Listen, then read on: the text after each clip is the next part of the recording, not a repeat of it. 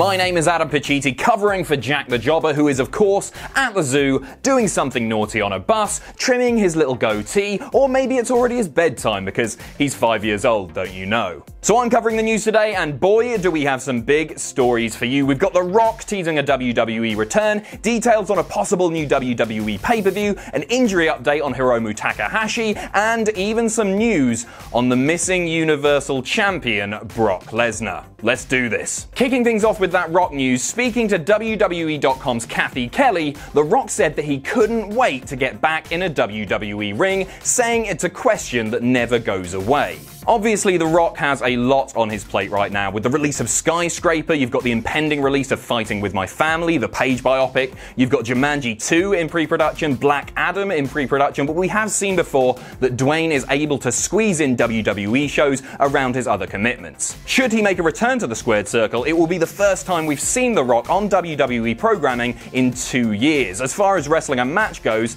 if you set aside the brief altercation with Eric Rowan at WrestleMania 32, the last time we saw Rock go one-on-one with anyone was against John Cena for their twice-in-a-lifetime match at WrestleMania 29. Personally, I would love to see The Rock back in a WWE ring, even if it's just for a one-off, even if it's just for a promo, to be honest. The thing about The Rock is that his passion for pro wrestling clearly never went away. His passion is still very much there, and the fact that he's saying he can't wait to get back in the ring is very exciting indeed. We will of course keep you up to date on any further developments. Next up, Ryan Satin from Pro Wrestling Sheet has reported that WWE are considering a new pay-per-view for later in the year, and that show would be an all-women's pay-per-view. This event, which is currently being considered for late September, early October sort of time, would not only feature main roster women's talent, but also NXT talent and even some indie stars as well. This show is being planned majorly because of the Greatest Royal Rumble. Remember that massive house show that emanated from Saudi Arabia, which featured absolutely no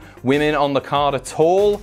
Well, there were reports that the women wrestlers were being given a payday, they were being given a bonus because of cultural differences, they were unable to compete, but there was still a huge amount of backlash from fans as far as how ethical that show was. Some just saw it as a WWE money grab. Though the event is not confirmed yet, it's possible that this show could just be another big live event like the recent MSG show, or it could be a proper network special, a proper pay-per-view itself, like the Greatest Royal Rumble. I think with the recent acquisitions that WWE have made, this is a tremendous opportunity to show off some of the fantastic women's talent that WWE have signed. Next up, a quick injury update on Hiromu Takahashi, who of course suffered a nasty looking injury in his match with Dragon Lee at last weekend's G1 Climax in San Francisco. If you haven't yet seen the spot from that match, it was nasty looking. His neck bent all the way back. It was really terrible looking, and although he did finish the match, there was speculation on whether or not he had fractured his neck, possibly broken his neck, whether or not he would have to take significant time away from the ring, and even some speculation on whether or not this could be it. This could be a career-ending injury. It has now been reported by Dave Meltzer of the Wrestling Observer newsletter that Hiromu Takahashi fortunately won't need surgery, which is incredibly good news, of course. There's no further details on this. New Japan, as they often do, are keeping quiet on this, but really fantastic news that, treatment is ongoing, but he won't require surgery on his neck. It was scary. We will, of course, keep you updated on any further developments. We wish Hiromu Takahashi all the best. We hope to see you back in a ring soon, but please don't do that spot ever again. Ever. And finally, an update on Brock Lesnar, the Universal Champion. Remember him?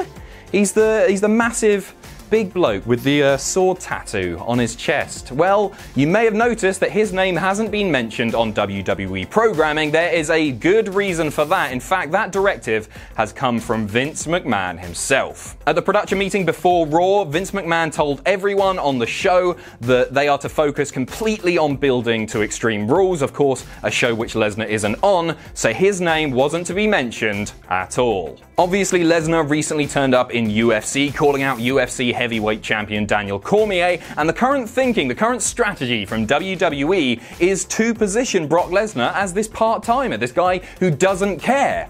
I mean, that's worked, but the reason for that is to make us cheer Roman Reigns, the company guy, the guy who turns up each and every week. Spoiler alert, it won't work. So that's all the news today. Thanks for watching, and you can follow me on Twitter here. If you enjoy what we're doing here at Cultaholic, you can pledge to our Patreon. That's patreon.com/Cultaholic. And most importantly, don't forget to hit subscribe and join us.